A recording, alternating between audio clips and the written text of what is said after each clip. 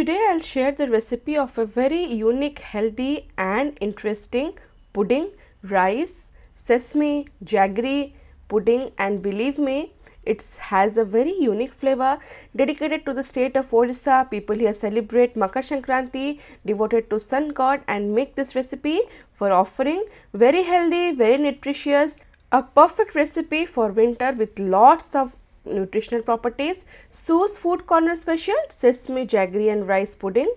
Hey guys, I am Subhankari and I welcome you all to my channel Sue's Food Corner. I hope you all are doing great in your lives, and if you are new to this page, do subscribe to my page and do not forget to tap the bell button. And thank you all for loving my channel so much and liking my videos so much. So let's begin with this very healthy recipe. Here I have taken few ingredients. So first I have here Govind Bhog rice, 1 cup. I have washed it and soaked for 30 minutes. You can also take basmati rice in replacement of this, or the regular arwa chawal that we use. Boiled rice or parboiled rice is not recommended in this recipe. Apart from that, I have taken here 5 to 6 lightly roasted white sesame seeds. I have just roasted them for around 1 to 2 minutes in low medium flame, and 2 tablespoons I will keep whole and the remaining I will just crush them. You can always use a blender to make the powder, but make sure you do not just make a very fine powder and do not over roast them. It should be lightly roasted, otherwise it can turn bitter. And then I have here freshly grated coconut around 3/4 cup. This gives a very nice flavor to this pudding, and as I said, these are age old tradition recipes, so this is a must. And jaggery I have taken here, I have taken the powder from. You can take the normal from around 1 cup, it depends upon your taste. I have here bay leaves around 2. I have just divided it to 2 to 3 parts, and here I have green cardamom. This gives a very nice flavor, so this goes in. And here clarified butter or ghee I have around 3 tablespoons. This has a very nice flavor, and obviously if you are making traditional recipes, this has an important part to play. And boiled milk around 300 gram. You can also increase the amount of milk in this recipe. So here I have taken around 300 grams. So this is it. I have just boiled it and then cooled it to room temperature. And apart from that, I will use around 2 cups of water in the same cup in which I had measured rice.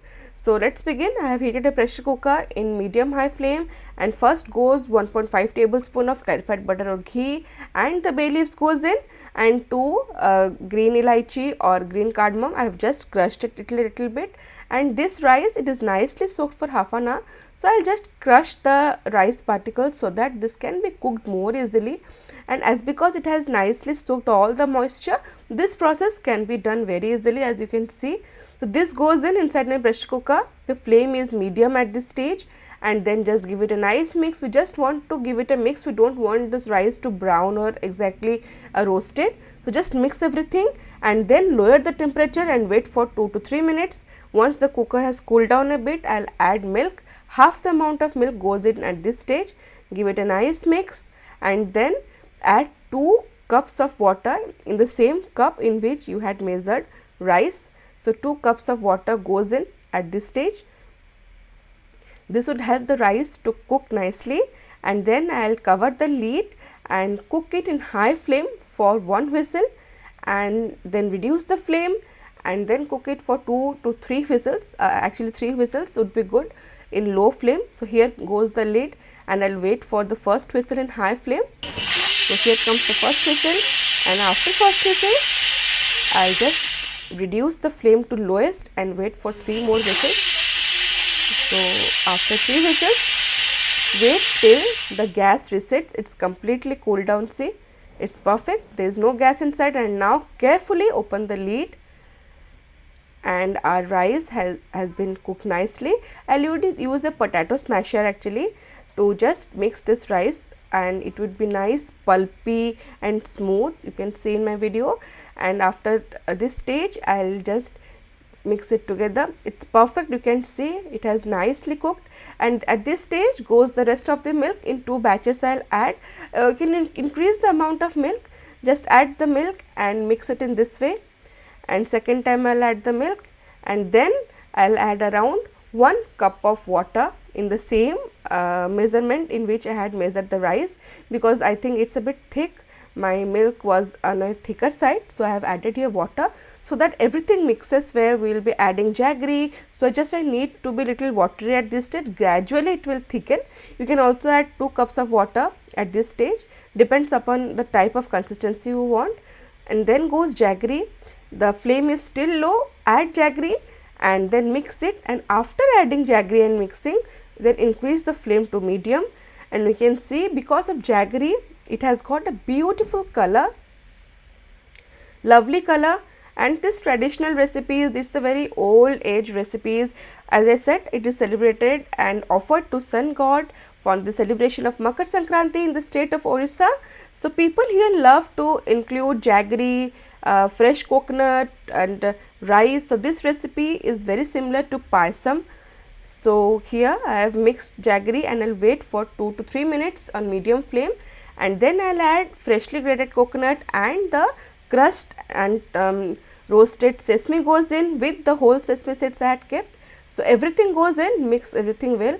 I had actually tasted the jaggery, I needed to add more, so I have added some little more jaggery, and after cooking for 3 to 4 minutes on medium flame, every flavor will be mixed. And here comes my special twist. I have added here freshly grated ginger, half inch, a very little ginger for this amount of rice, and black pepper powder around 1/4 teaspoon. So this gives a very nice flavor to this recipe, give everything a nice mix, and at this stage cover it and reduce the flame to lowest and let this pudding absorb all the goodness of ginger, black pepper powder, the coconut and jaggery, and it will give a very beautiful aroma. And after 3 to 4 minutes, open the lid and give it a nice mix, and my pudding is almost ready. And lastly, I will finish it by adding the remaining 1.5 tablespoon of ghee or clarified butter. This would actually wrap up all the flavors and give a very nice taste. So here comes lastly the ghee. Immediately mix it, cover it and let the aroma of the ghee soak into this pudding, and I will cover it, and now just at low flame for just 1 minute I will keep it. And after 1 minute, turn off the flame, give it a nice mix, and you can see how beautiful my pudding has turned out, or kheer has turned out. So I will serve it. It will gradually thicken more once it has cooled down. If you want little watery consistency, you can again add some milk and again reheat it. And here I have served it steaming hot, and believe me, my whole house has this aroma of this beautiful pudding. On the top of it I have garnished with some fresh coconut and some sesame seeds, and the wholesome goodness of this kheer or sesame jaggery, raw rice and beautiful ginger and black pepper powder. Every ingredient in this pudding has some medicinal values.